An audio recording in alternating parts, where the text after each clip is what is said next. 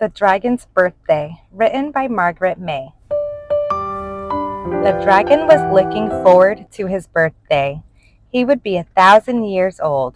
He said to himself, "When I am 1,000 years old, I will buy 1,000 balloons. I will blow them all up. I will dance in the air with 1,000 balloons all around me." The night before his birthday, the dragon counted his gold.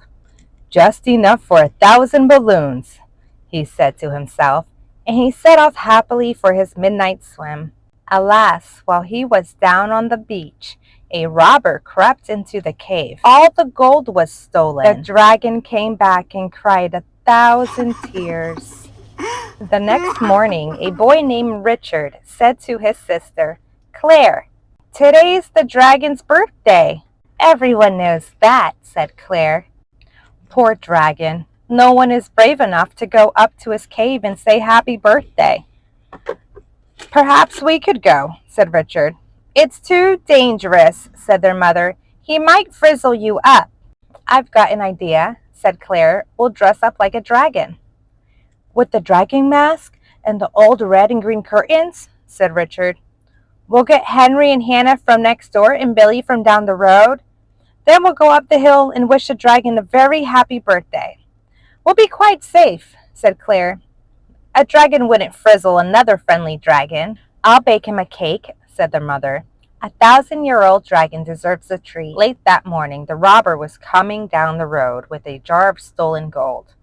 At the same time, Richard and Claire, Henry and Hannah and Billy were going up the road wearing their dragon costume. They looked very dragonish, except for their feet, which were in shoes and socks. Around the corner they went. There suddenly they bumped into the robber. "It's a dragon!" screamed the robber in a guilty voice. "Help! Help! All is discovered! The dragons are after me!" He was too terrified to notice the pairs of shoes. He dropped the jar of stolen gold and ran away as fast as he could. "What was that?" said Richard, who was halfway down the dragon. "I thought I heard someone shouting." Billy, who was wearing the mask, said, "I don't know. The mask flipped down. I couldn't see." He put the mask on straight. "Gold!" he cried. "There's a jar of gold spilled on the road."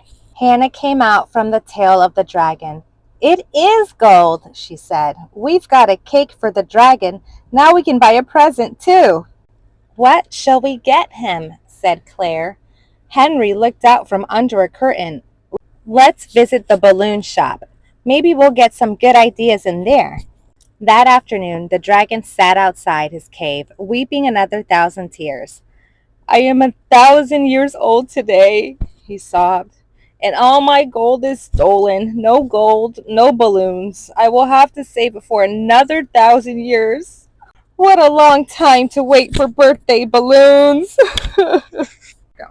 "Happy birthday!" called a voice coming up the path. Was a very funny dragon. It was wearing shoes and socks. It bounced and floated on the path, and no wonder. It had 1,000 balloons tied to its tail. The dragon gasped.